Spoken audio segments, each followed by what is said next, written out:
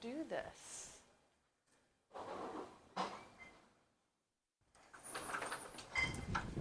Oh, yes. Okay. Beautiful background. So I guess one of the things is when I'm pointing at, so welcome to the session of human design. Thank you. So we're going to start off, what I'll say is like, sometimes in sessions like this, emotions can come up when you're starting to discover like, wait, I am meant to operate like this. I want you to know that it's totally okay for you to experience and express whatever emotion comes up. It's a completely safe container for you to know that it's all good. You don't have to hide it, to bottle it up, you don't have to put it away. You can fully experience and express yourself. And, Thank you. I think that when we store it, it actually gets stored somatically and it could actually harm us in the future. So I think when an emotion comes up, you should feel empowered to express it because it actually is a superpower, and we'll discover what that means later. Human design, it's a mechanical system, and it bridges many different esoteric systems together, like the Chinese I Ching, the Hindu Brahman chakra system, the Kabbalah tree of life, astrology. There's layers of quantum physics mixed in with it as well. And really what it does is it shows you how layered that you are as a human, that one system could not, wrap you up in a pretty little bow of what makes you you. It really did taking, bridging multiple systems together to help you understand that you're really deep as an individual. What I'll say is that as a mechanical system is it shows you what you can really do with the information. An esoteric system is a lot more in the head. It's a lot more contemplative. It's a lot more just kind of like going up and discovering what feels good for you. Like in astrology, you find out that you're a Capricorn. I'm like, okay, now what? Yeah. So with human design, it really shows you like layers of what makes you you. It gives you confirmation also of like, why you do certain things the way you do, but also it gives you the capacity to take back your power and take action on the things that you're meant to work with. So we learned two things. One, that you're a conscious being, and two, that you're an unconscious being. You're two parts to one whole. And so when you take a look at the chart, anything that you see in red, that relates to your unconscious nature, and anything that you see in black is your conscious nature. So what we'll do is when we go through it, you'll understand certain parts of you that you're like, yeah, I guess I do that, and I don't really know why I do that. And you'll have other parts of you like, no, I definitely do that, and I know that I do that. And it kind of gets expressed here through your chart. So what ends up happening is the moment you exit the womb and 3 months prior to that, you receive imprinting, conditioning, and like energy from different celestial bodies in the cosmos. So depending on where they're geolocated from the moment you exit the womb and 3 months prior to that, you receive these energies. And what I'll say is, I know that sometimes sounds a little woo-woo, but if we can imagine for a moment the moon, and through the transits of the moon alone, how deeply connected we are to it.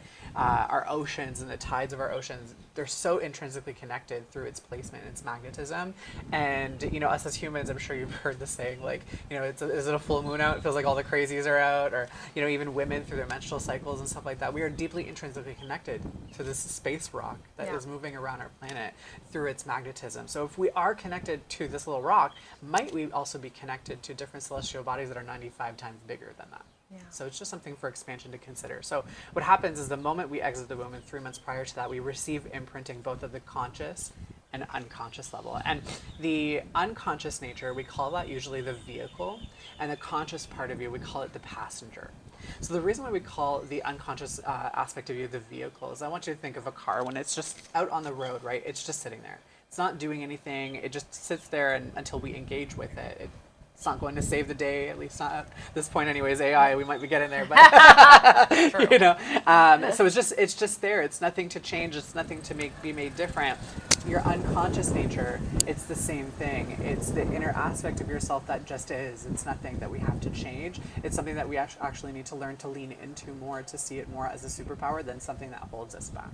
We are so unique as individuals, right? So our unconscious nature, it's nothing to be like, oh, how can I make that different? It's more like, can we just discover how it already is a power, and we can actually make it stronger. So that's our unconscious nature. Now, when we talk about your conscious nature as the passenger and not the driver, what I'll say is, like, how many times have you made a decision in your life that your gut told you not to do? Yeah, of course. You did it anyways, and it completely blew up in your yes, face. It did. Always. Right?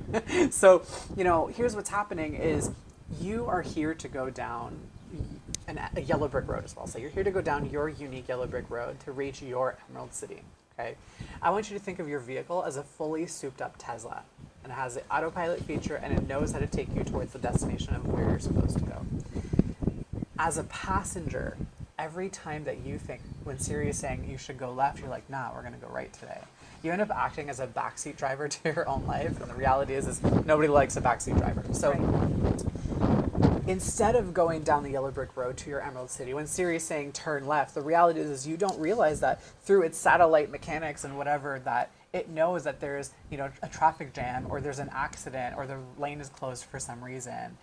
You're like, no, I know this is a shortcut, and you end up there, you're like, I should have literally just listened to it in the first place. Yeah. Right? We all do that. Yeah. So what happens is, instead of taking yourself to the to the Emerald City, you take yourself to the Grand Canyon. Now imagine yeeting your Tesla off the Grand Canyon. Yeah. Right? Yeah. What type of damage we might be creating, you know, in our Tesla. So this is a really big call to learn to let go of the wheel. When you're a passenger in a vehicle, are you sitting there like, oh, I got to grab the wheel every 2 seconds, or do you literally take a sit back and just like appreciate like what is going by when you're driving, and just like see what you can notice? Yeah. That's literally what we're here to do in this lifetime, is to like stop and smell the roses, really, and just appreciate what's happening in our environment, and really pay attention to our life almost as a movie, as a critic to the movie, and seeing like, oh, I'm noticing these things that are showing up in my life, and allowing those things to show up in your life, but not having to try to take the wheel. It's about allowing your inner guidance system to take you towards its correct destination, so that you can experience your abundance. So what ends up happening is, from the moment you exit the womb 3 months prior to, you receive all this conditioning, all of this, you know, energy from the cosmos. You'll see in your chart there's all these different numbers, and those are what we call gates. So those are the little like hubs of energies that houses the themes that you're going to experience in your lifetime. So all of the numbers that are activated, these are very specific energies that you will experience in your lifetime. What ends up happening is, when 2 gates are connected side by side, that is what we call a channel. It creates the channel, it activates the channel for your energy in this lifetime, and both hubs at either end then becomes activated. So it starts with the gate. The 2 gates that are connected activates the channel, and when the channel is activated, then the hub at either end gets activated. Cool. Depending on the different combination of centers, that's what we call them, the hubs is the center. Depending on the combination of centers that are activated in your body, that's what makes up your aura. And there's 4 different auras, but there's 5 different types of people. So in the human design community, some people will say that there's 4 types of people, some people will say there's 5 types of people. I really just don't care to be involved in that argument. I say there's 4.5 types of people. Yeah. Right? But the reality is there's only 4 auras, but there is 5 people. I love it. But the reality is, there is only 4 let's just be auras. honest. Yeah, it's only 4 auras. But there is a sub category that has its own unique properties that I do feel is deserving of being mentioned. So the 4 different auric types are the manifestor, the generator, the projector, and the reflector. And the 0.5 is the manifesting generator, which is what you are. So what we'll do is we'll share this, or I'll explain the story of all the different types. I'll weave your story in along with it. So not only you can understand how you were designed to operate, but how you weren't designed to operate. I think if you can understand how you're not meant to operate, it's easier to integrate how you are meant to operate, because you'll see in your life where you do stuff and you're like, I know that I shouldn't be doing this, you know? Yeah. And you'll realize where you might have been conditioned in your life to operate outside of yourself. So the whole purpose of human design is to help you understand how unique that you are. I love to say you're not Cinderella's ugly stepsister, so you are not meant to, chop off your toes to fit in someone else's shoes. Yeah. It's about rediscovering who you are, get back to the factory settings, and just let go of the shit that's not meant for you. Yeah. So we'll start with the manifestor. Before we do you have any questions before we get into it? No, I'm Amazing. following it. It's great. I love it. Amazing. Yeah. So we'll start with the manifestor. The manifestor, they're like the kings and queens of society. They really are here to inform and initiate the world in the direction that we are supposed to go in. That's really their life purpose. So the thing about a king and a queen is you're never going to imagine them going to clean up the cobwebs in the corner. Okay. That's never going to be their journey. Yeah. They are not here to do all of the nitty-gritty work in this lifetime. They really are here to direct and to lead, through their word, what needs to happen, and get the right people in the right places to make those things happen. So I don't know if you've ever watched like Star Trek or Star Wars or anything like that, but I like to think of a manifestor as like a captain in a starship. You'll think of a commander sitting in their chair directing the people. Okay, we're going to go towards this planet. He's not getting up to go do the shields and the blasters and the navigation and the engineering and the whatever else needs to happen in a spaceship. He really is just there to learn, to trust, to get the right people in the right positions to do the right job, so that way everyone can experience the success that's needed to be experienced.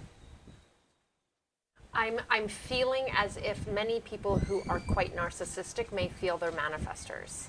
I would definitely agree with that. 100%. So do you think that narcissism has just kind of gotten a bad name, and narcissism is really just a characteristic trait of a manifestor, but people don't like being told what to do or yada, yada, yada, Yeah. so they categorize it as narcissism and giving it a bad? Yeah, I would say that there's layers to both ends. I think that there is unhealthy narcissism. I think there's unhealthy ways of showing up as a manifestor. I think there's unhealthy ways to show up as any type. I think really in those unhealthy, not self ways, it really can show up as narcissism. So for me as a generator, how I show up, if I'm really in a not self way, I'm not willing to, do anything outside of my lane, that could be narcissistic. So what I'll say is that there are probably narcissists or classified narcissists that are out there that are deemed as such, when in reality they're just manifestors. And unfortunately, with the appropriate education and understanding how they can leverage their power for good, and also how they can gain a little bit of compassion, for the other, I think it's just a matter of that educational piece that's missing, unfortunately, because most people don't know what human design is or what these energies are. So yeah. So they're here to inform and they're here to initiate, to get the right people in the right place. And the reason why it works like that. So they don't have access to what we call the sacral center. So that's the one in the middle. It's the red one with the square. So the sacral center is the hub of life force energy. Okay. So we are all 70% energy from the sun. And that energy is housed in the sacral center. So a manifestor doesn't have access to that sacral center. So there's no plug-in for it. So they have an inherent lack of energy to do all of the nitty-gritty work that needs to get done. So what happens is when they start overdoing it, they burn themselves out very quickly, and they're not able to accomplish all of the things that they had set out to do. So what ends up happening, and this very often looks like, these people are incredible idea creators. These people receive from source, literally a lightning bolt that channels right through them, all of these incredible ideas of things that they want to create, these things that they want to launch, these things that humanity is here to receive. But what ends up happening is when they burn their energy out, burn their inspiration out, then they burn their whatever idea to the ground. So these are people that we tend to see them as you never complete the thing that you start. So very often the manifestors are made to look like that. You just never finish the thing that you started. And the big reason why is because they don't know how to get the support. They don't know how to trust to get the right people in the right positions to do the right job. So that's the manifestor's journey, is to learn to trust. Because what happens is they think, well, I have this idea, this thing that I want to do, but I can't trust that somebody is going to do it the right way the first time, the way that I want it. So I'm just going to go do it myself, right? A lot of people do operate like that, but especially manifestors, because that lack of trust, and there's a lot of reasons why they get that lack of trust, but ultimately with that lack of trust, what ends up happening is because they don't have the sacral, what lights them up is the inspiration that plugs right into them. That literally gives them a boost of energy, be like, oh my God, I need to create this. And then they go catalyze the idea, or they go, launch the thing that they want to launch. And, they have enough energy to get it off the ground, to get it started. But when they have to hold it down longer than what their energetic capacity is, at some point they start hating the idea that they started to begin with. So what ends up happening is they want to burn the idea to the ground. Yeah. It's they have resentment. That's exactly it. Yeah. So I'll share an example. My best friend back home, she is a manifestor, and she is a nurse, and she's also an aesthetics nurse. So she has her aesthetics nurse practice that she's been doing by herself. And I will say she does an incredible job. She's incredible at what she does. And when I watch her do her work, or what work she's done, she does it in a different way than everybody else. And it's, what she focuses on, it's in its own little niche. And I think that's really cool to niche down in aesthetics. It's different. But anyways, I watch her do this thing, and she's great at what she does, and I know that she could literally blow it out of the water. The reality is though, is that she reached out to me recently and was like, I think I'm ready to close the doors to this. And the reality is because she has to do all of the social media and the acquisition of the customers and do the actual work and She's a one-woman show. That's it. Manage the property herself, and I'm sure you understand as an entrepreneur, what that looks like. When you have a brick and mortar, all of the supplies that you have to get, all the things you have to do, right? So she's just at a point that she's like, I didn't realize what it would take to be able to make this a successful thing. Not that she was looking for it to be a hobby, but a lot of times manifestors, the inspiration that hits them, they don't know how to make it, what it needs to be. So they just get started and they kind of go with it. That's where they need to start informing to get people initiated to be like, hey, you need to do this, and hey, this needs to happen, and hey, I can support you with this.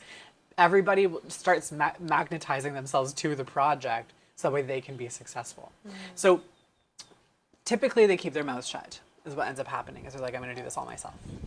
And when they keep their mouth shut, then it gets to a point where they're like, I'm ready to, burn this to the ground. The inspiration is gone, meaning that the energy that they had for it, it doesn't get started up again. So they will at some point just be like, there's no turning this on. And then they'll have another inspiration and be like, oh, let's go this direction. So in this regard, she's like, I am grateful for what I did, but now I'm ready to go do interior design. And it's that can't be further from, what she was initially doing. It's still a creative. That's it. But it's still two, separate, fields. And, the reality is that she's already starting to say I don't know, how I'm going to do this and whatever. And it's great that she doesn't know how to do it. It's because there's other types that she needs to call in to actually get that support for other things to get off the ground. And if she were to do that, it's bound to be successful. Now, what I'll say is manifestors, with all these ideas that they have, they tend to launch 7 different businesses at the same time. They just have so much creativity for it. I think that's very healthy, but the learning to trust the right people to do those things makes a very big difference. So I have a client, he is a manifestor, and he does have I think it's 4 businesses on the go. And he was getting very over each and every one of them, but he wasn't so far gone that he was let's burn it to the ground.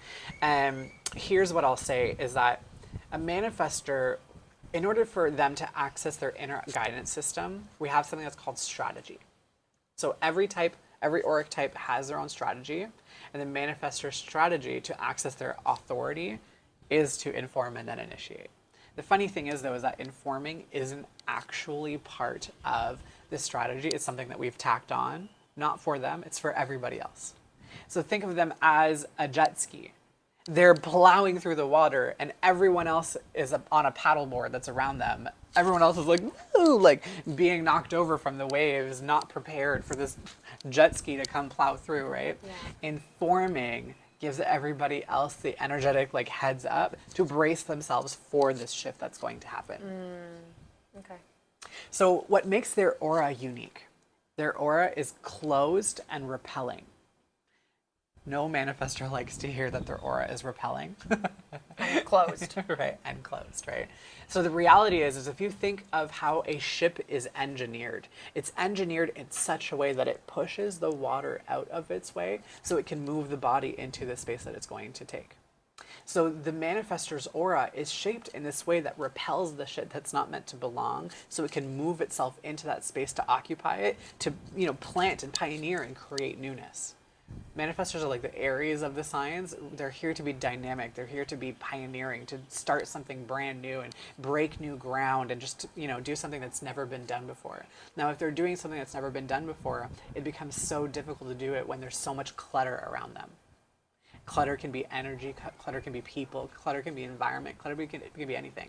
So their aura moves the energy so that way they can take space and do what's needed. So that way the right people can join and come on the inside of this closed aura, the ones that are meant to be. So here's the reality is that with a repelling aura, very often when they're hearing it, they're thinking, oh my goodness, no wonder why people I feel are always running away from me, or no wonder why I feel I can't get deep in my relationships, or no wonder why, X, Y, Z. The thing is with their aura, very often they'll say something and someone will react almost adversely to it. It's because these people are not meant for their fractal. They're not meant for their journey. They're not meant to be on their yellow brick road. They have, the others. That's it. They have such little energy to work with in the first place. So for them to sift and sieve through all of the people to figure out who are the right people to do the right job, their informing does the work for them. Got it. Because the people that are resisting them, the people that are poo-pooing their ideas, any energy like that is their indication to know, wait, this person is just not meant for the journey, and that's okay. Yeah. Thank you for showing yourself, because now I don't have to think, oh my goodness, how should I, say this or word this or bend this or turn this so that this can be something that you want, or why do these people not accept me? Yeah. It's because it just wasn't meant for them to join your ship. Yeah. The manifestor is informing. It's not asking permission. It's informing we're going to Mars. It's either you're coming on board or you're not. And if you're not, that's a you problem. Yeah. And that's what their energy should be, is in a way narcissistic. Some people will see it as that. And it's not narcissistic. It's just we don't have the time or energy to waste on a lot of the politics. Shit needs to get done. We're going to make the space to go make it happen. Yeah. Right? The manifestor... so what I'll say is, like, how a manifestor knows whether they're on track or off track, okay? So everybody has what's called a signature or the not self. Signature is your body's indication to say, hey, we're on track. And the not self is an indicator that says we're completely off track, and your body expresses it. And it's our responsibility to start tuning in and keying into what we're experiencing in that moment, so that way we can identify, oh, I'm on track, amazing, or I'm off track, now there's change that needs to happen. Mm-hmm. So the manifestor's key to knowing whether they're on track, what they do is they experience peace. Peace is like taking a sigh of relief. It's really, they have like a frenetic energy, I'll kind of say, in a way, because they have so many different ideas and things that they want to do, that they're like here, there, and everywhere. All, I don't even know what that movie is called, Everywhere, All the same place at the same time, or whatever. That's it, yeah. All the things all at once, every day, all the time. That's it, yeah. That's it. That is the manifestor's energy, because there's so much that's on the go. And the reality is that they're micromanaging every single little last piece of it, right? Yeah. And so all that micromanaging that they do, it takes up what little energy they have. Okay. So it takes away their ability to create, to ideate, to be a vessel for divine inspiration. They're filling themselves up with that stress. So what happens is, when they can learn to inform, to get the right people in the right spaces, and trust that they will do the right job, and maybe they make a mistake, but I am here, I know how the thing works, so I can show them how to do better, right? Mm-hmm. So that way I can build the team of my dreams, and then all of a sudden I'll realize, like, wait, they really don't need me. I can take a sigh of relief that things are happening the way they're supposed to, and now maybe I can take a vacation, or now I can start this next idea that I have. Love it. Right?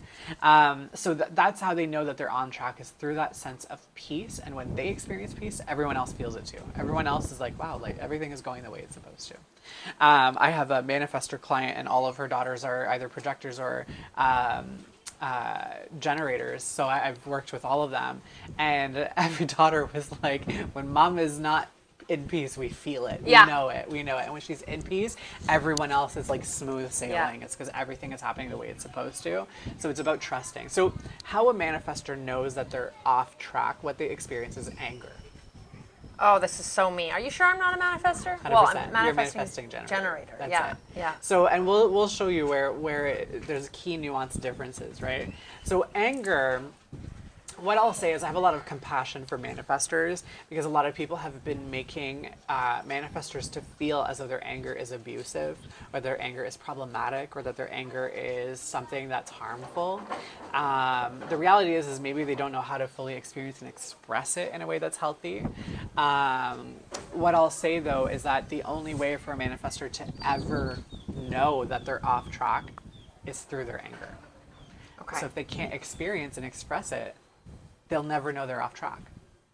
So that means we're telling them, well, you being on track matters less than everybody else.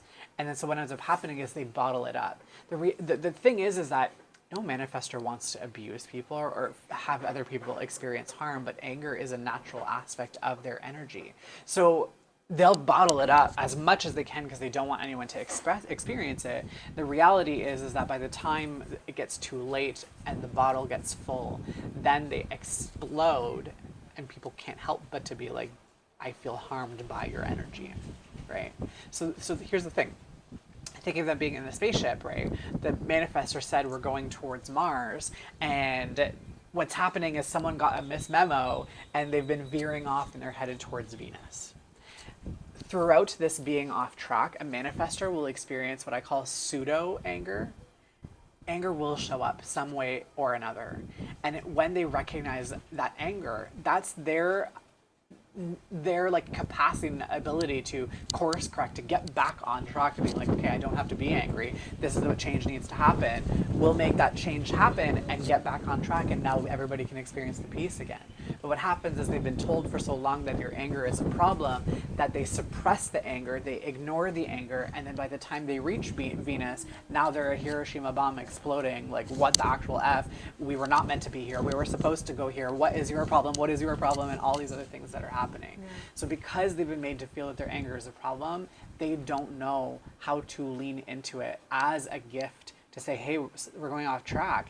I don't have to be angry in that way. I can experience my anger, channel it in a way as a fuel to course correct.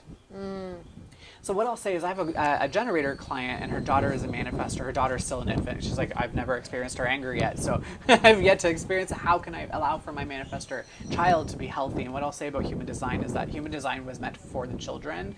It's our responsibility to take it to decondition ourselves so we don't condition our children. That's what human design was made for, kind of thing.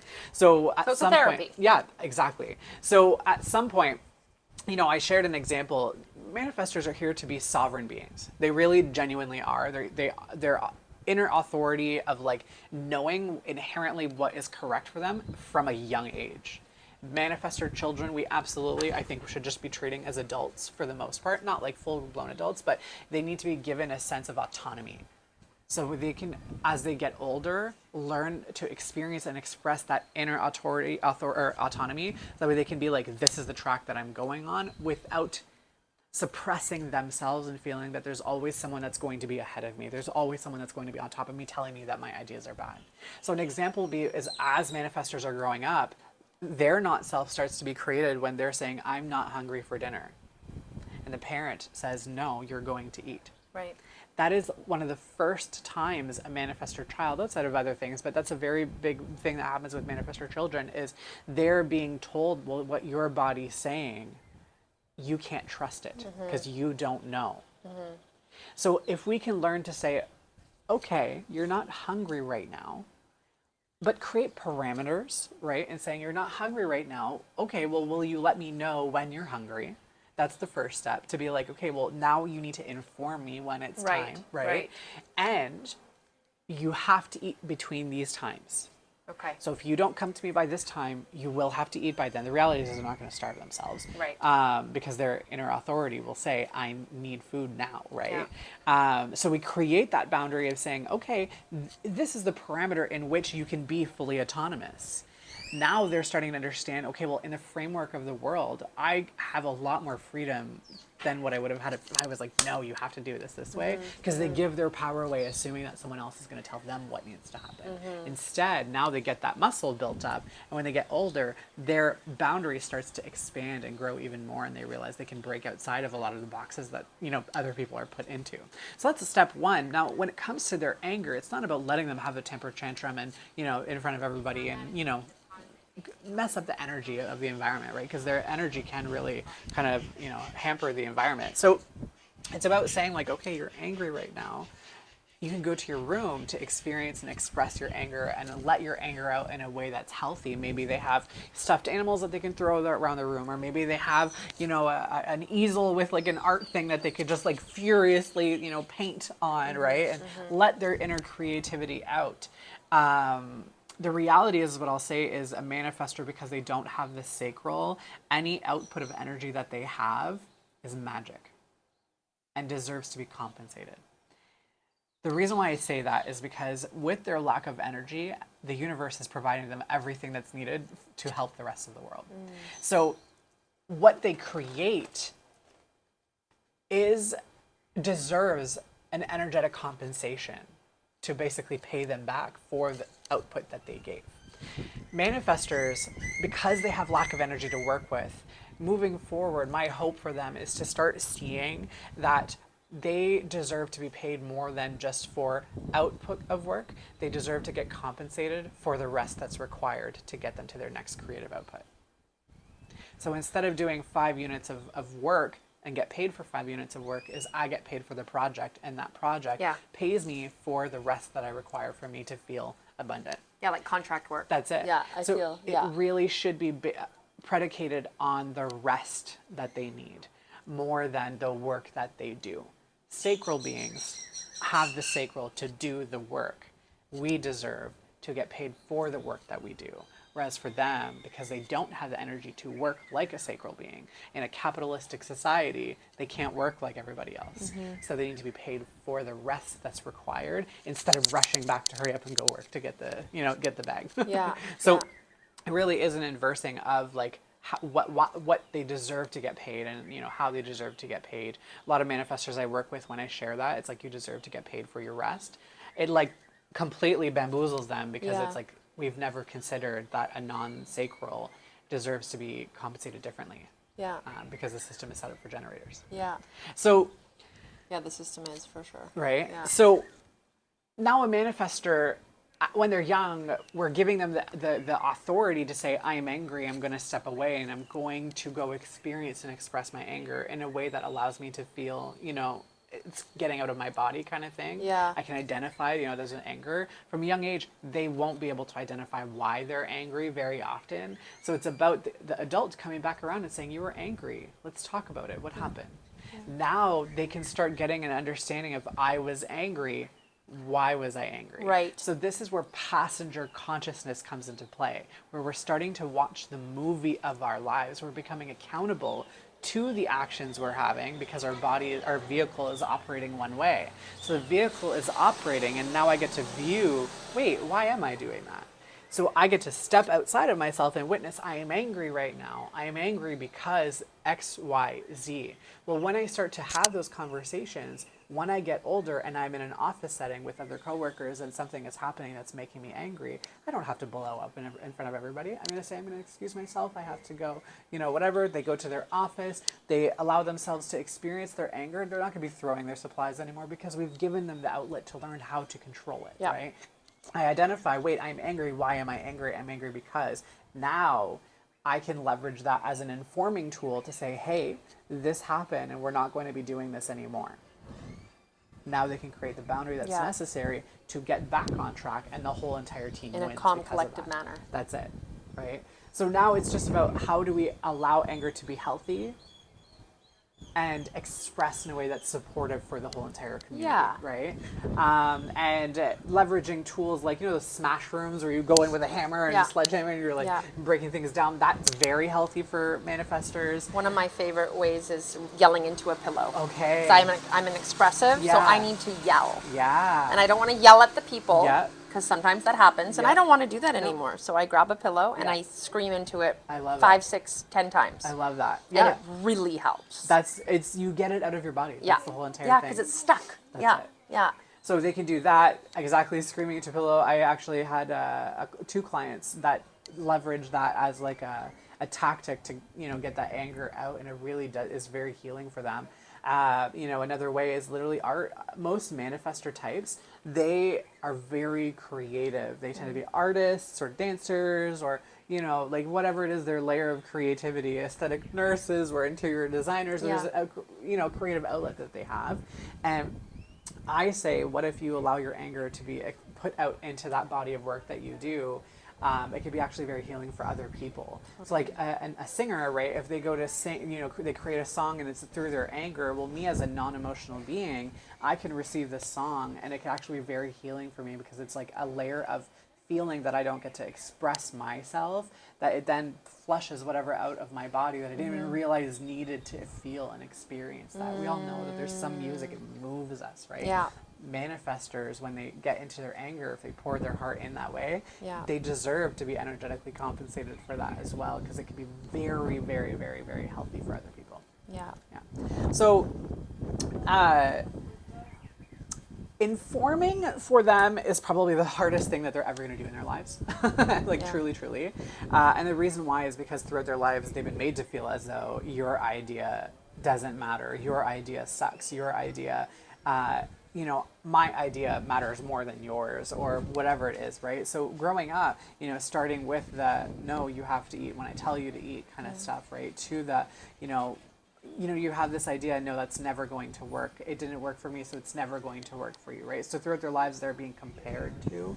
So when they grow up, they're like, why do I ever want to tell anybody anything that I'm doing? Because they're always shitting on my ideas anyways, Yeah. right? Yeah. So now they're learning to take a step back, or they have to learn to take a step back and understand that the reason why people, poo-poo their ideas, it's not because of them, it's because their repelling aura has other people being like, ooh, this is not the ship that's meant for me. They can now see, oh, you're reacting this way. Yeah. That's a you problem. It's not a Yeah. me problem, right? Yeah. So informing, what I'll say is most manifestors, they don't know how to properly inform, because they think that they're already sharing enough information as it is. And I have a generator manifestor client couple.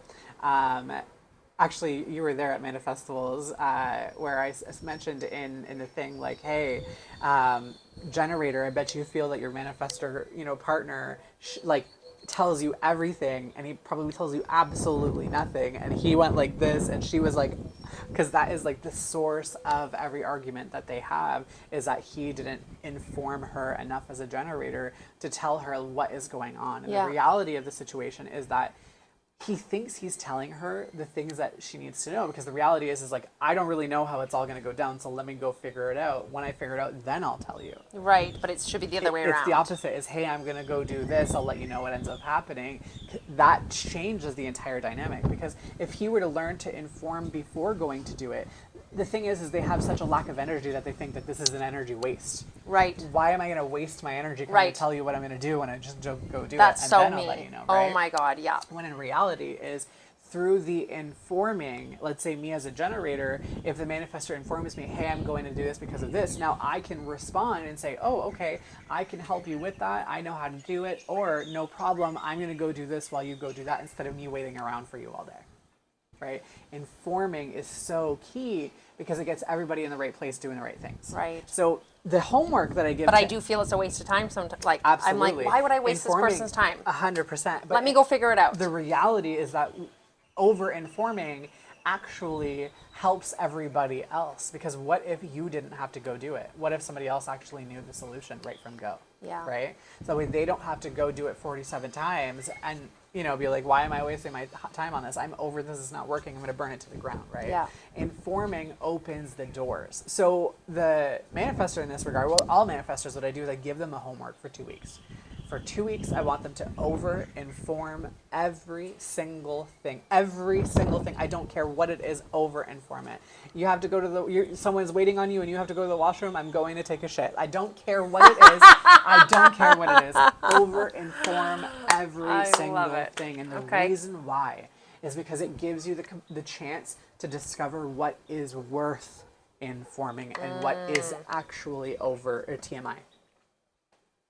Because there's no like practice, there's no experimentation that's happened before. It's just, I know that when I tell people things that they push my idea back, so I'm just not going to tell anybody anyways. I'll let you know after it's done, right? Yeah. Now through that experimentation of over informing, we can see, wait, I know this person has been for my journey because they're not resisting what I'm saying. Yeah. Or wait, I only just recognize now, through their resistance, that person I've been holding on to, I've been white knuckling the freaking wheel, going left when Siri's telling me to take a right.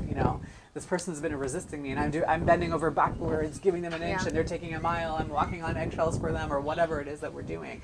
The informing allows us to discover what is right for us on our journey or not. And So every So what I'll say is that manifestor specifically is the one. Manifesting generators also informing is really good. Anybody can inform. Yeah. That's communication. That's it. Anybody can inform because it's not actually the strategy. The strategy for the manifestor is just initiate. We added informing, not for them. It's for everybody else. Okay. So that's why it feels a little foreign. That's why because it's like, I don't need to do this. That's Like, I it. wouldn't want to do this. Like, I You- wouldn't want people to constantly over communicate. That's it. And the reality is that like when people start to over communicate, we realize that there's a whole other like reality possible. There's a whole other lane and pathway of existence that we've never walked down before. So communication is a very big part to this whole entire thing. You've got it. So informing, you know, I'll share an example with this guy who has like 4 different companies and, you know, whatever else he's doing. You know, he was sharing, he's like in one of his companies, he's like, I know that this is like a multi-million-dollar company. It's valuated very high, but we're not bringing any money in right now because people are not doing the things that they need to do or they're not in the right places. The reality is he's created the company, but he's not the CEO. He didn't want to be the face of it. So because he's not the head, he's not in a position to really tell people what to do.